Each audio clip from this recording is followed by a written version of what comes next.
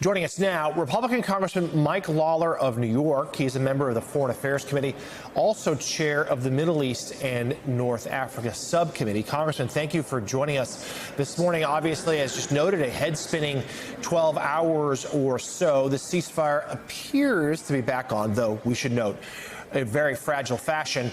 Let's get your reaction to this very strong reaction from President Trump, and in particular, his very tough words for Israel. Well, I think obviously you understand the president's frustration.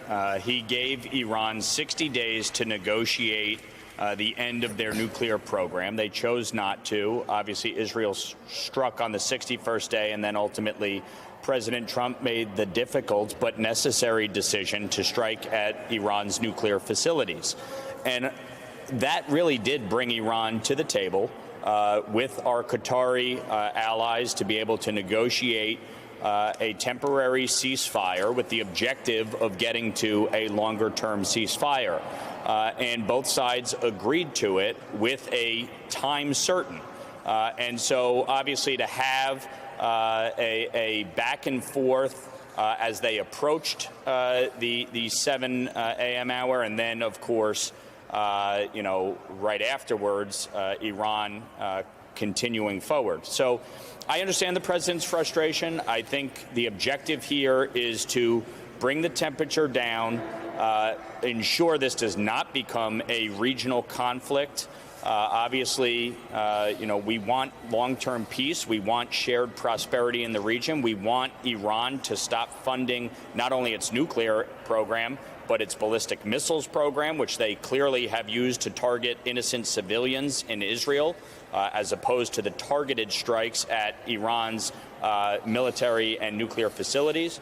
And, of course, their funding of terror proxies. For long-term peace, all of that has to be part of the discussion and the equation.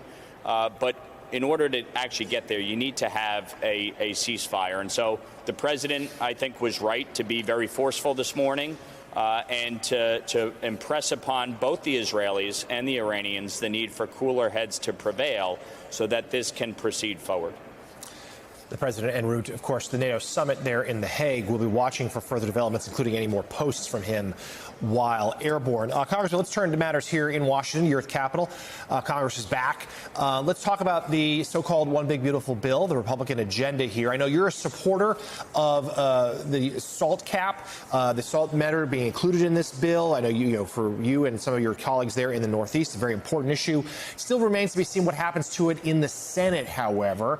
What's the latest you've heard? And if the Senate comes back and the SALT is not included, it's not to your liking, would you still support this legislation? No, I would vote no if the SALT agreement that we negotiated in good faith in the House is not included in the bill. We worked with the Speaker, with the White House to come to that agreement after months of negotiations and conversations. I've been very clear from the moment I ran for Congress that I would never support a tax bill that did not adequately lift the cap on SALT. This was a pay-for in the 2017 Tax Cuts and Jobs Act. It paid for the doubling of the standard deduction, the expanded child tax credit, among other provisions back then. We understand this is a negotiation. We understood from the beginning we were not going to get unlimited SALT, but that we would get a higher number. The Senate is talking about either going to 10,000 or phasing it out completely, either of which is dead on arrival as far as I'm concerned. So I and my colleagues that are part of the SALT caucus, Nick LaLota, Andrew Garbarino, Young Kim, and Tom Kaine, have all been very clear with the administration, with leadership in the House, and with the Senate that they should keep the deal as is, 40,000 with a $500,000 income cap. So let's follow up on this. There's a Washington Post poll just released yesterday. It's about 2-to-1. Those surveyed oppose this bill, with in particular concerns about how it's going to impact the national debt and these possible cuts to Medicaid. Why is this not resonating with Americans?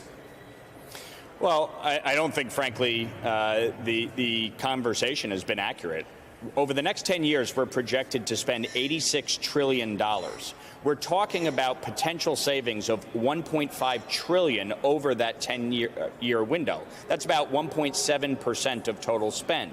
Even with the changes to Medicaid, within the House bill, which includes eligibility verification, speeding it up from an annual basis to a semi-annual basis, citizenship verification to make sure that illegal immigrants are not collecting Medicaid benefits, and work requirements to make sure able-bodied adults without dependents are working up to 80 hours a month. Even with those changes, Medicaid is going to expand by 24% over that 10-year window. So this is about slowing the rate of growth, making sure the program is sustainable for the long term.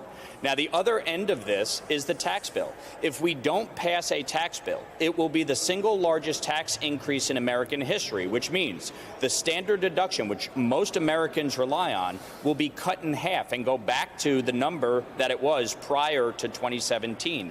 It means the expanded child tax credit will be eliminated. It means the business tax credits will be eliminated, which will have a crushing blow on job creation and economic growth. It means no tax on tips, no tax on overtime will not, in fact, take effect. So the reality is, when people fully understand what is actually in the bill, as opposed to what my Democratic colleagues have tried to say is in the bill, they've tried to make this about gutting Medicaid for tax cuts for billionaires.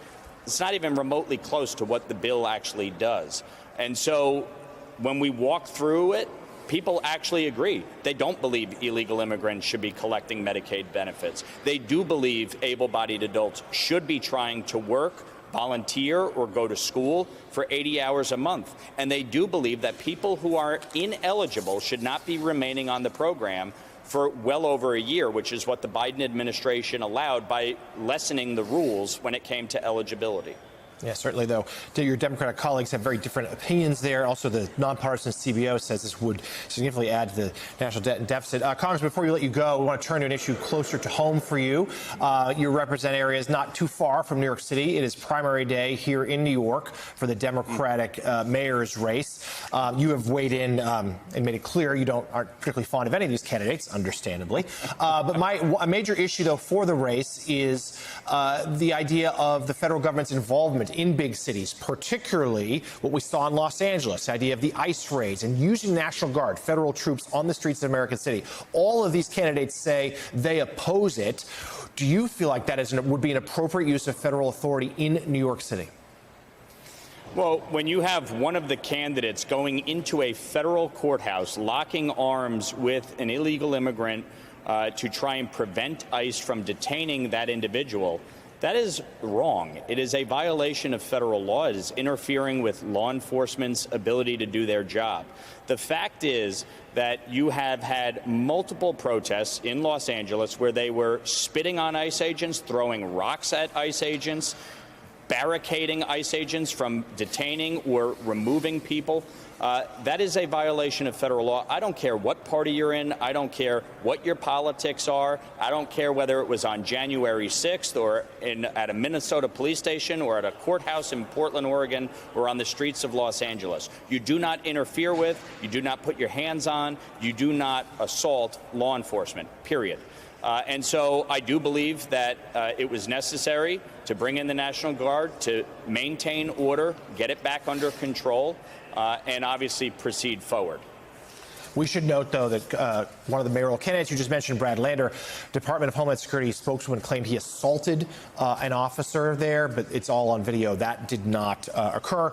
He is among those on the ballot today. He locked arms with an illegal immigrant and interfered with law enforcement's ability to do their job. I don't care who you are or what your title is.